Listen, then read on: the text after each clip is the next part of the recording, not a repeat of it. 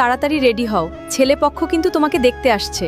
Mummy, আমি তো মুলাকে ভালোবাসি, আর মুলাকে ছাড়া অন্য কাউকে বিয়ে করতে পারবো না।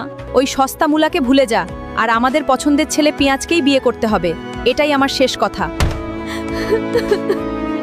মুলা, আমার আব্বুর বন্ধুর ছেলে পেঁয়াজের সাথে আমার বিয়ে ঠিক করেছে। তারা আমাকে দেখতে আসতেছে। তুমি চিন্তা করো না করল্লা, আজকে রাতেই আমরা পালিয়ে ঢাকায় চলে যাব। তুমি সবকিছু গুছিয়ে রাখো। ঠিক আছে মুলা, আমি সবকিছু রেডি করে নিচ্ছি, তুমি আইসা আমাকে কল দিও। আচ্ছা করল্লা, তাড়াতাড়ি রেডি হয়ে নাও, আমি আসছি। করল্লা, তাড়াতাড়ি হাঁটো, তোমার বাবা ধরতে পারলে কিন্তু আমাদের মেরে ফেলবে। আমার তো ভয় লাগছে মুলা, যদি বাবার গোয়েন্দারা আমাদের দেখে ফেলে। তুমি চিন্তা করো না করল্লা, আমরা এখন ট্রেন স্টেশনের থেকে ট্রেনে করে চলে যাব ঢাকায়। তারপর তো আর আমাদের খুঁজে পাবে না তোমার। করল্লা, আমরা স্টেশনে চলে আছি, আমাদের এখন ভয় নাই, চলো ট্রেনে উঠি। মুলা, ওই দেখো, আমার বাবার গোয়েন্দা রসুন দাঁড়িয়ে আছে।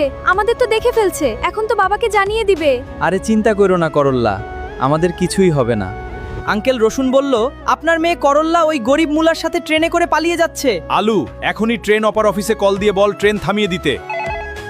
হ্যালো, ট্রেন থামান। বন্ধুরা, করল্লার বাবা কি তাদের ধরতে পারবে, নাকি তারা ঢাকায় পালিয়ে যেতে পারবে? সেটা জানতে হলে পেজটি ফলো করো, ভিডিওতে লাইক করো এবং কমেন্টে লেখো পার্ট 6।